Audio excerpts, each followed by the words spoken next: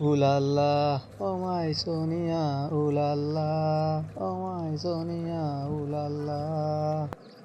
Hello বন্ধু, কোথায় যাচ্ছো? এদিকে আসো। কি বন্ধু, কেমন আছো? এখানে এভাবে বসা কেন? কি করছো?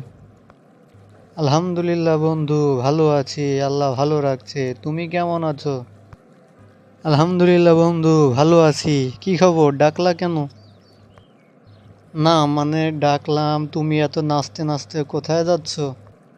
আরে না বন্ধু, কোথায় আর যাব, এই গতকালকের একটা ঘটনা মনে পড়লো, তাই খুশিতে হঠাৎ নেচে উঠলাম।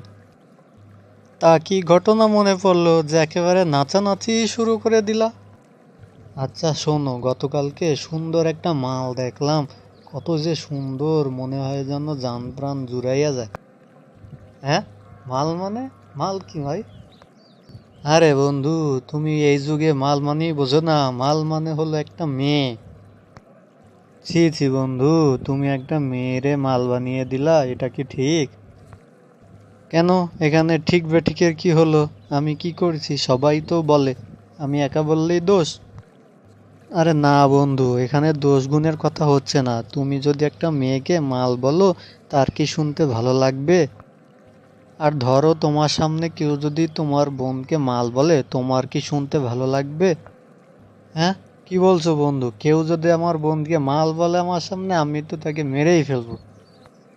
বাহ বাবা বাহ! তোমার বোনকে কেউ তোমার সামনে মাল বললে যদি তুমি তাকে মেরেই ফেলতে পারো, তুমি যাকে মাল বলতিছো সেও তো কারো না কারো বোন হতে পারে, তাই না?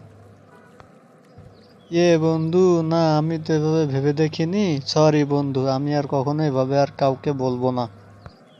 এই তো আলহামদুলিল্লাহ, তুমি কত তাড়াতাড়ি বুঝতে পেরেছো। ঠিক আছে, আমি দোয়া করি আল্লাহ তাআলা তোমাকে তাড়াতাড়ি হেদায়েত দান করুক, আমিন।